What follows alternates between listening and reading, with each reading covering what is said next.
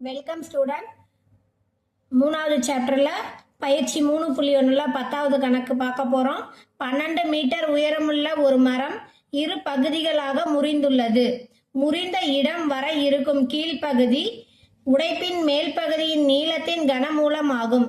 இந்த தகவலை கீழ்ப்பகுதியின் நீளம் காணும் வகையில் கணிதவியல் கணக்காக மாற்றுக. இப்போ இங்கே பாருங்க, இங்கே ஒரு மரம் முறிஞ்சு விழுந்த மாதிரி வரைஞ்சிருக்கேன். மொத்தம் அந்த மரத்தோட ஒரிஜினல் நீளம் எவ்வளவு? 12 மீட்டர். இங்கே 12 மீட்டரில் ஒரு மரம் வளர்ந்துருக்கு. அந்த மரம் பாதியில் முறிஞ்சு விழுந்துருச்சு. அப்போது மரம் மண்ணிலிருந்து நிற்கிற மரம் நிற்கிறோட அளவை நான் எக்ஸ் மீட்டர்னு எடுத்துக்கிறேன்.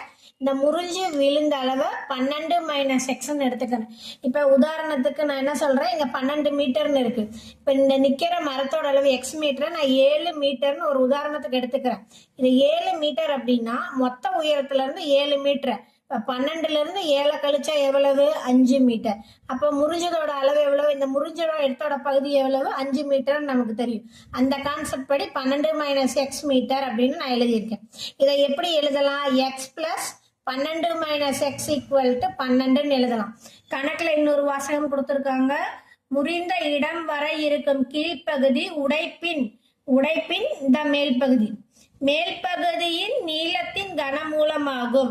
அதனால x equal to cube root of 12 - எக்ஸ்ன்னு எழுதியிருக்கு. ஏன்னா அந்த கணக்குக்கு மேல் முறிந்த பகுதி அதோட கனமூலமாகும்னு கொடுத்துருக்காங்க. அதனால இப்படி எழுதிக்கலாம். சரிங்களா? இதுதான் கணக்கு புரிஞ்சிருக்கணும்னு நான் நம்புறேன். இதுக்குண்டான ஸ்டெப்பை நம்ம எழுதிக்கலாங்களா? மரத்தின் உயரத்தை மரத்தோட மொத்த உயரம் என்ன? மரத்தின் மொத்த உயரம்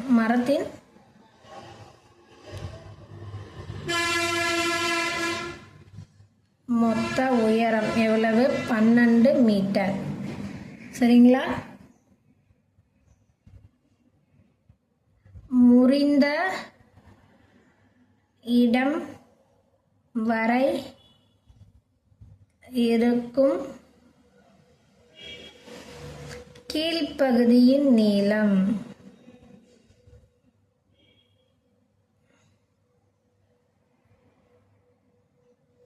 கீழ்ப்பகுதி நீளத்தை நம்ம என்னன்னு எடுத்திருக்கோம்? இங்கிருந்து இதுவரை எக்ஸ் மீட்டர். அப்போ உடைப்பின் மேல் பகுதியின்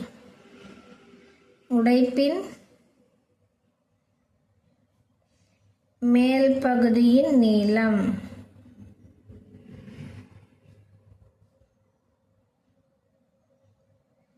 மேல் பகுதி நீளத்தை என்னன்னு எடுத்துக்கலாம்? 12 - எக்ஸ் மீட்டர்னு எடுத்துக்கலாம். இப்போ இது என்ன சொல்லியிருக்காங்க? இது உடைப்பின் மேல் பகுதியின் கனமூலம் ஆகும்னு கொடுத்துருக்காங்க. ஓகேவா? இதோட கனமூலம். அப்போ இதை எப்படி எழுதிக்கலாம்? X equal to cube root of 12 - x அப்படின்னு எழுதிக்கலாம். சரியா? இதை எப்படி எழுதிக்கலாம்?